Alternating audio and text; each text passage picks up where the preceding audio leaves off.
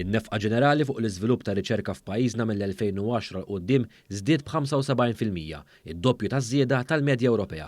Dan tħabbar propju waqt il-laqgħa tal-Kunsill Malti għall-Iżvilupp Ekonomiku u Soċjali l-MCSD u li għalih attenda l-Prim Ministru Robert Abela. Laqgħa fejn fiha ġie ppreżentat ir-rapport nazzjonali dwar il-produttività tal-2022.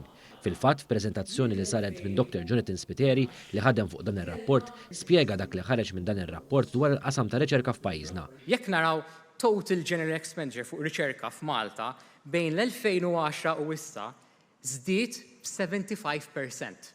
Li dan huwa d-doppju tal-average tal-EU. Jiġifieri, għandna x'naqtfu, there is definitely room for improvement, però l-improvements qed isiru, l-progress qed isir.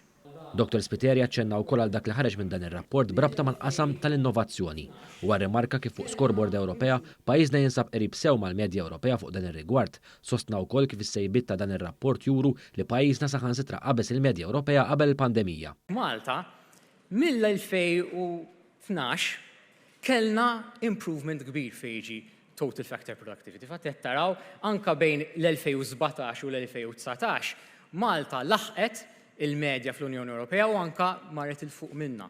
Intant indirizzaw wkoll il-laqgħa tal-MCSD l-Professur Philip von Brockdorf li wkoll ħadem fuq dan ir-rapport flimkien ma' Dr. Ian Kassar u aċċenna rakkomandazzjonijiet għal aktar titjib fi żmien li ġej f'dan il-qasam fosthom aktar innovazzjoni fuq il-postijiet tax-xogħol b'sempliċiment anke tibdil fil-prassi tax-xogħol u anke aktar kollaborazzjoni bejn l-akkademji u s-settur privat b'enfasi fuq l-innovazzjoni.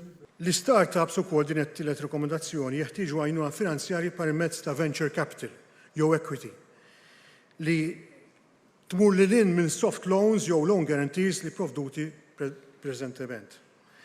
U dan fl-opinjoni tagħna għandu jkun provdut minn aġenzija tal-gvern bħalma hemm fl-Iżrael, Singapore u ftit pajjiżi fl-Ewropea fosthom l-Estonja, Litwanja u l-Latvja.